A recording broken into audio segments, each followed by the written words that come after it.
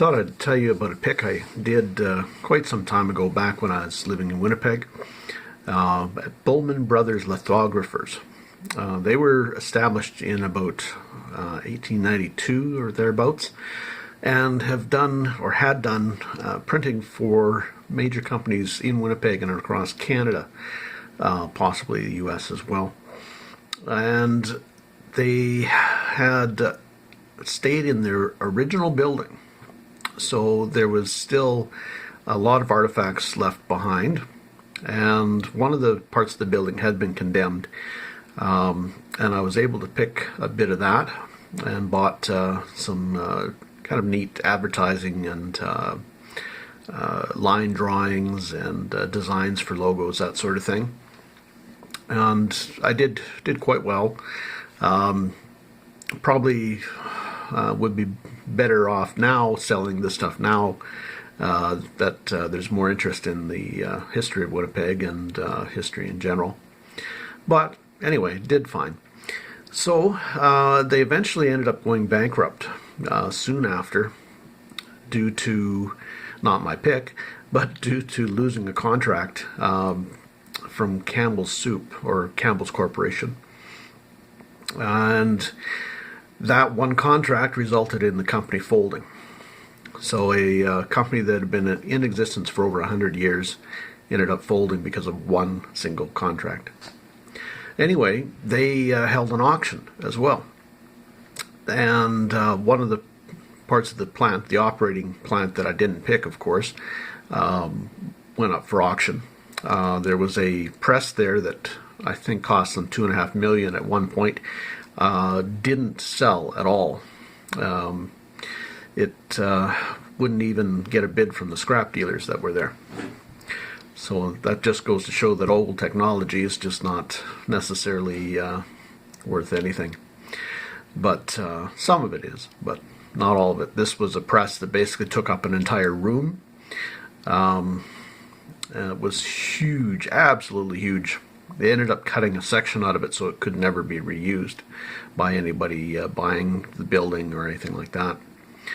Kind of sad, but anyway, they had also a collection of lithostones, lithography stones that basically 1 foot by 8-inch stones, some smaller, some larger.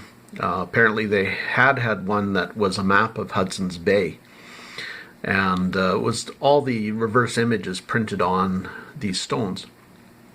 Now, it was part of the lithography process, but they had roughly 20 of these stones up for auction, and heavy darn things. So doing a preview of these stones, looking at either side of them, your hands get tired, and I must have missed one of them.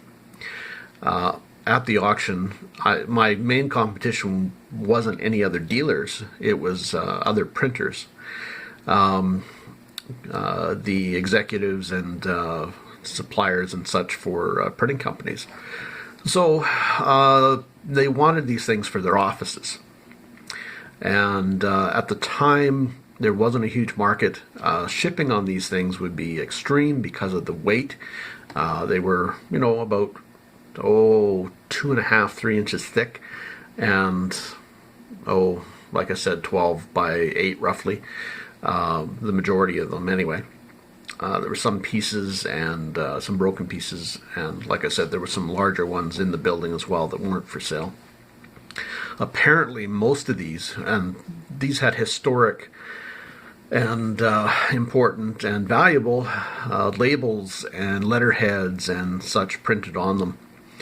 And they went to U of M or U of W, I'm not sure which, University of Manitoba or University of Winnipeg.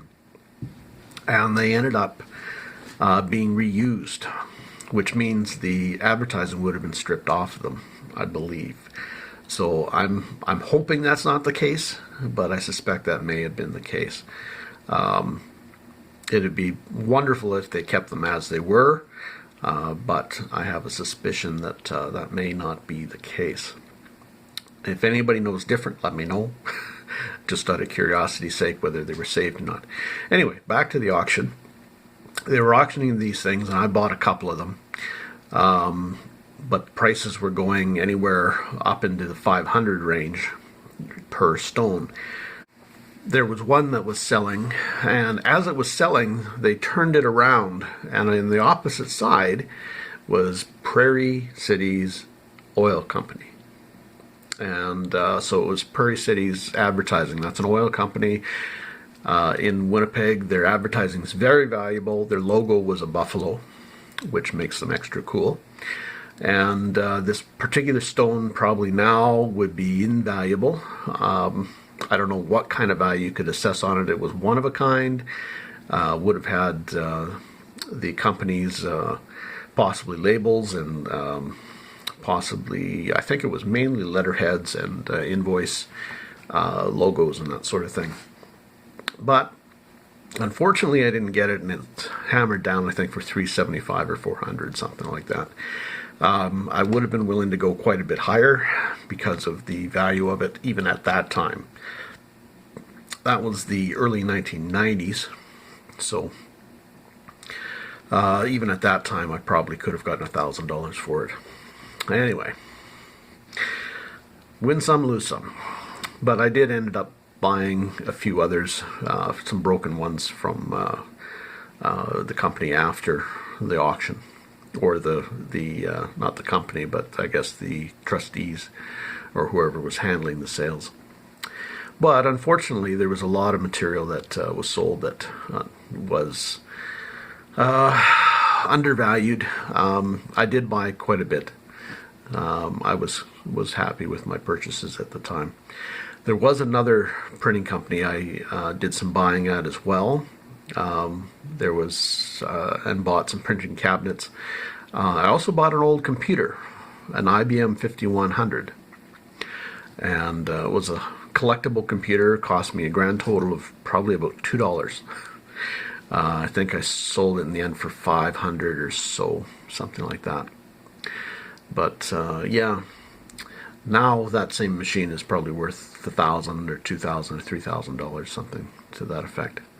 But yeah, electronics, some defunct electronics are worthwhile. That machine did cost over $100,000 at one point, though, apparently. But so it's gaining its value back slowly as a collectible. But anyway, so that's Bowman Brothers and printing. There was actually another printing company I did buy stuff out of. You may have seen my video on the Rough Riders Motorcycle Club cards, and you may want to check it out if you haven't. But I got into the printing sample files of this company. It was a little company run by one man, basically. He ended up having to let employees go because printing, of course, had started to drop off quite a bit.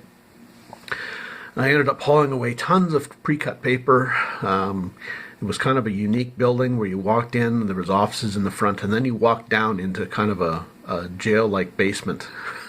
It was a strange setup. Yeah, I ended up going down about a story and a half to where the printing presses were. Of course, they sat on the basement floor. And yeah, it was a cool place. Got a lot of printed signs and that sort of thing. Nothing terribly exciting, but still some neat stuff. And a lot of it came free. He didn't charge me for it. He just wanted to see it reused, recycled, repurposed. Some of his work, would be appreciated. But I did buy quite a bit.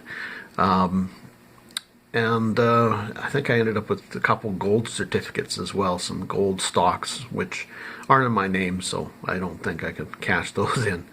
But they were gold mine certificates. Still got them kicking around here somewhere. Anyway, yeah, got some cool stuff from there. The building eventually became Hell's Angels clubhouse and became extra fortified. I'm not sure if the building still stands. I think it might have gotten demolished now.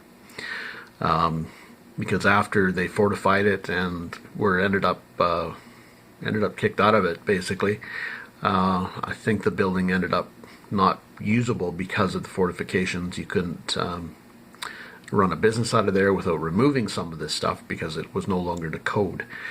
But anyway, it's kind of an interesting side note there. But yeah, so that's about it for printing companies. I still pursue old printing companies to this day. I've gotten some neat stuff out of them. I did get some stuff locally out of one, but unfortunately they've been cleaning out for years and had thrown away most of the good material. So unfortunately a lot of it was already trashed or donated. I hope donated to a museum perhaps or something, but most of it was trashed. Anyway, still pursue those, so if you know of an old printing company that I should check out, let me know. I love picking those kinds of places, some neat stuff to be found. So anyway, happy picking, safe picking, take care.